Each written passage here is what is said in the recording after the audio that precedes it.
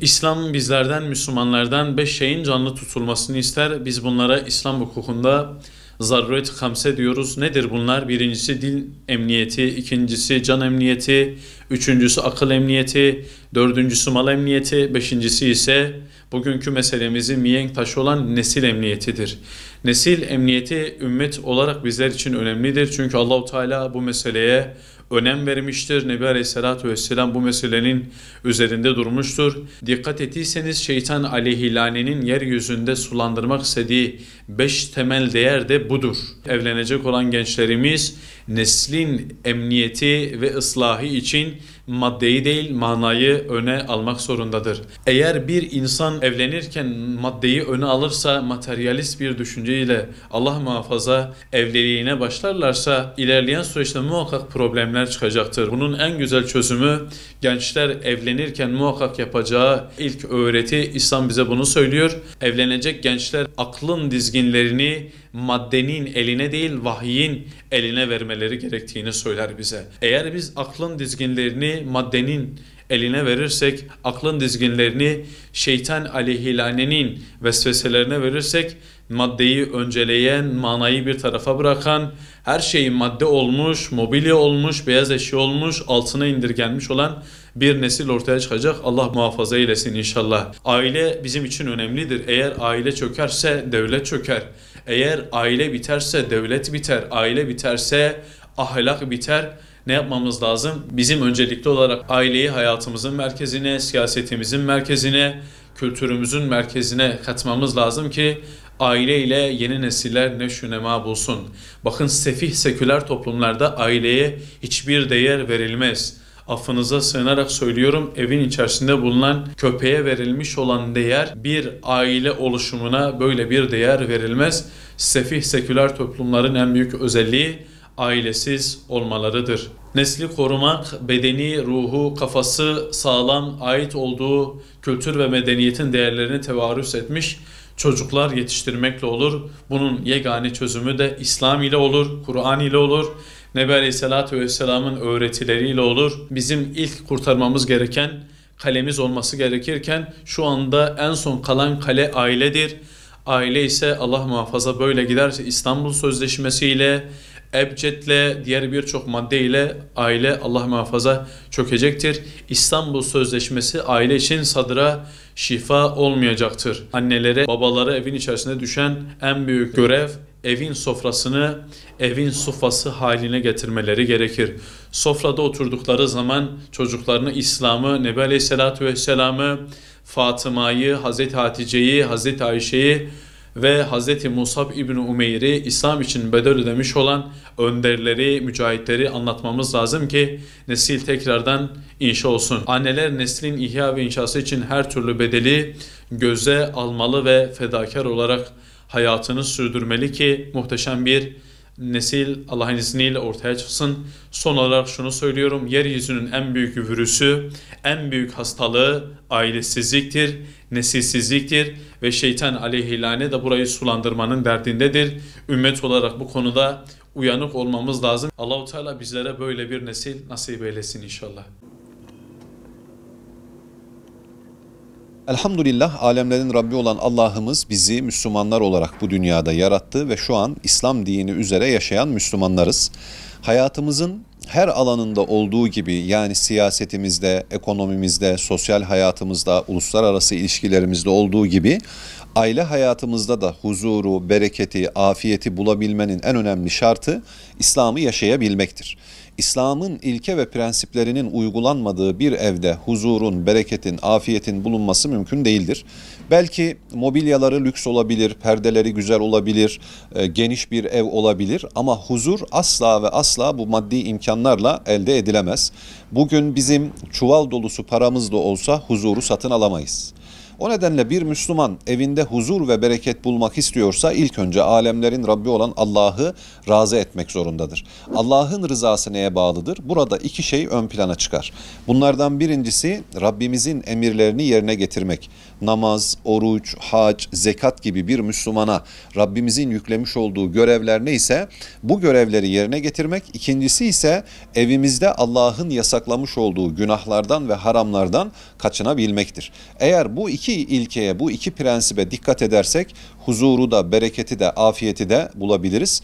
Özellikle evlerimizde namaz kılınması, evlerimizde Kur'an okunması, namazlı bir aileye, namazlı bir çoluğa, çocuğa, namazlı bir eve sahip olabilmek, Kur'anlı bir eve, Kur'anlı bir aileye sahip olabilmek çok önemlidir. Efendimiz Aleyhisselatü Vesselam buyuruyor ki, içerisinde Kur'an okunmayan, içerisinde Allah'ın zikredilmediği, içerisinde namaz kılınmayan evler aynen kabirler gibidir. Veyahut da ölüyle diri arasındaki fark kadar fark vardır buyuruyor Efendimiz Aleyhisselatü Vesselam.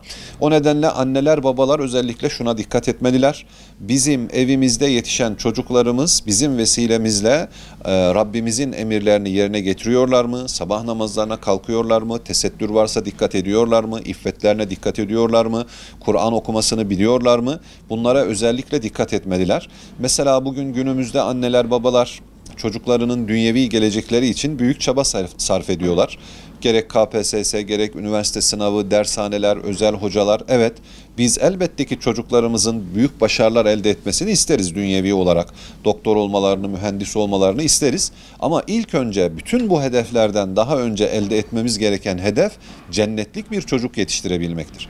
Aksi takdirde çocuğumuzun bir sürü apoleti olsa, akademik kariyerleri olsa, profesör olsa, mühendis olsa, doktor olsa, hatta ne istiyorsak onlara ulaşsa, fakat ahirete gittiği zaman cenneti hak edemeyecek bir çocuk olsa bu bizi üzmez mi? Evet, evlilik sürecinde en önemli şey evliliğe helal bir şekilde başlamamız gerekiyor. Haramdan uzak bir şekilde başlamamız gerekiyor. Çünkü evlilik çoğu insanın hayatında bir kez gerçekleşen en önemli süreçlerden bir tanesidir. O nedenle haramdan uzak durarak evliliğe başlayabilmek çok önemlidir. Evliliğin ilk tanışma aşamasında flörtten, kız arkadaş, erkek arkadaş münasebetlerinden uzak durabilmek bu birinci madde. İkinci madde evlilik sürecinde faize bulaşmamak.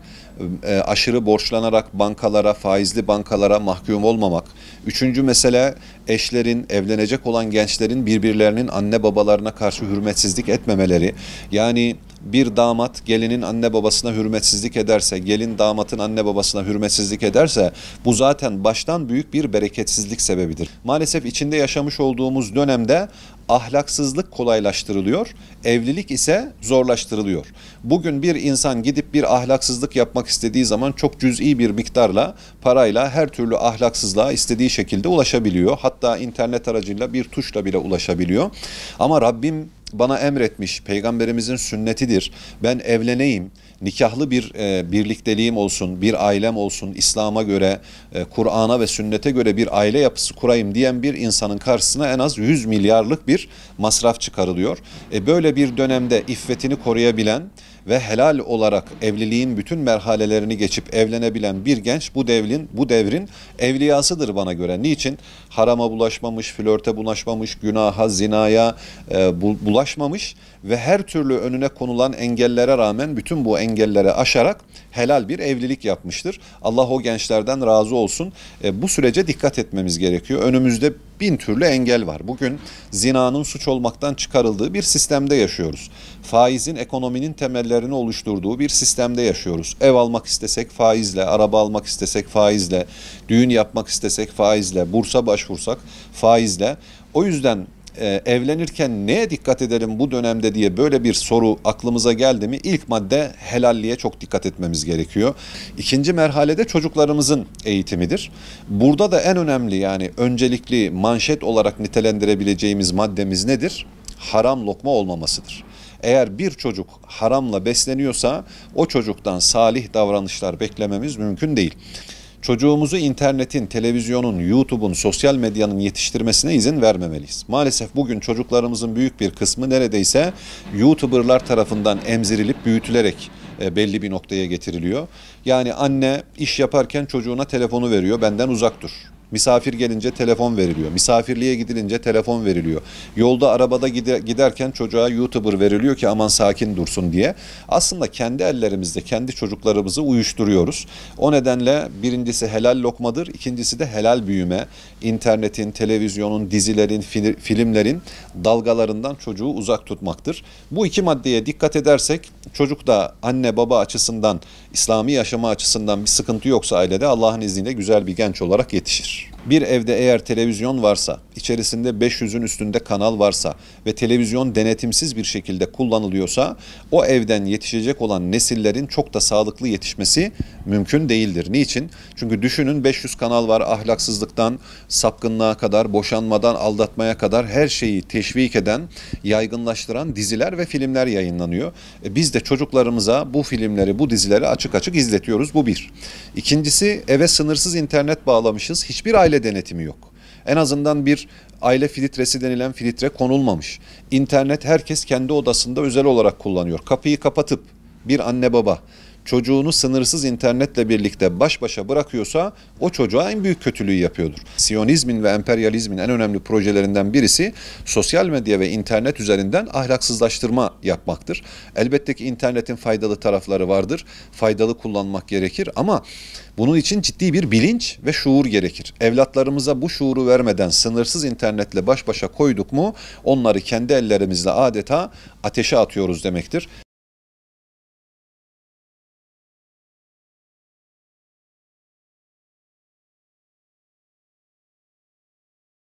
Ya bir mümin olarak biz evlilik için şartımız şudur. Efendimiz Aleyhisselatü Vesselam'ın söylediğidir. Bir kadın işte dini için, güzelliği için, malı için, soyu için nikahlanır diyor. Siz dindar olanını tercih edin diyor. Elbette bir mümin olarak bizim bütün kriterlerimizi Allah ve Resulü oluşturur. Onlar evlilik için hangi şartları ortaya koymuşsa bize düşen de o şartlar doğrultusunda hareket etmektir ve tercihlerimizi buna yönelik yapmaktır ki zaten dindar olmayı, yani hadisi şöyle de anlayabiliriz. Hani bayanlar için söylüyor Efendimiz Aleyhisselatü Vesselam.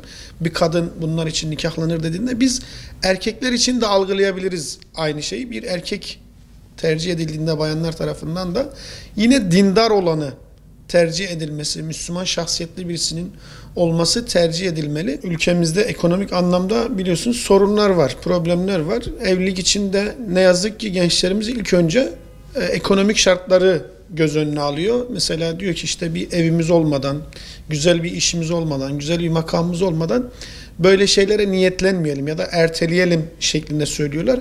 Ama bunun tehlikesi şudur. Yani gençlerimiz bunları tamamlamayı beklerken şurayı gözden kaçırıyorlar ya da biz toplum olarak şurayı gözden kaçırıyoruz. O evlilik hissini başka şeylerle tatmin etmeye çalışıyorlar ya da şehevi, nefsani duygu ve düşüncelerini başka şeylerle tamir etmeye ya da başka şeylerle kullanmaya çalışıyorlar. Biz de buna ne diyoruz? Mesela flört diyoruz mesela, değil mi? Zina meseleleri, bu gibi meseleler ortaya çıkıyor. Aslında bu evlilik kurumunun olmayışından kaynaklanıyor. Yani o işte fıtratımızdaki olan boşluğu gençlerimiz ne yapıyor? Flört dediğimiz, yani kadın erkek ilişkisi, İslam'a uygun olmayan bir ilişki içerisine giriyorlar ve arkasından bakıyorsunuz ki zina dediğimiz bir meseleye doğru gidiyor. Allah'ın haram kıldığı bir işi, bir fiili yapmaya gidiyor ve gördüğünüz gibi bu toplumda da çok yaygın bir şekilde. Yani özellikle Batı'nın da etkisiyle, mesela Batı'da aile kurumu yok, evlilik kurumu çok fazla yok bu manada. Ne yazık ki son dönemde bizim toplumumuz da belki bu tarafa doğru. Yani şunları duyarsınız bazen medyada. İşte şunu söylerler. Ya bir kağıt parçası bizi birbirimize bağlayamaz şeklinde söylerler. Yani şöyle diyelim, yani bizi birbirimize bağlayan şey o kağıt parçası ya da evlilik cüzdanı değildir. O başta söylediğimiz Allah'ın emri ve Peygamber Aleyhisselatü Vesselam'ın kavli dediğimiz, sünneti dediğimiz bizi bu birbirimize bağlar. Yani Müslüman bir kadınla Müslüman bir erkeği birbirine bağlayan şeyler bunlardır. Ekonomik şartları ya da dediğiniz gibi altındır, gümüştür. Bu tarz şeyleri göze almadan Rabbimizin rızasını gözeterek hareket etmemiz gerekiyor. Dinimiz kolaylık dini. Yani Efendimiz Aleyhisselatü Vesselam biliyorsunuz hadiste evlenen kişinin dininin yarısını tamamladığını söylüyor. Şöyle düşünelim, evlilik bizim için bir ibadettir. Her ibadetin hem nimet olduğu gibi bir de külfeti vardır. Yani namaz kılmanın, değil mi? Bir külfeti vardır, bir meşakkati vardır. Bir oruç tutmanın bir meşakkati vardır, bir zorluğu vardır. Yani namazı bile Rabbimiz belli hususlarda mazeretler olduğunda kolaylaştırıyor.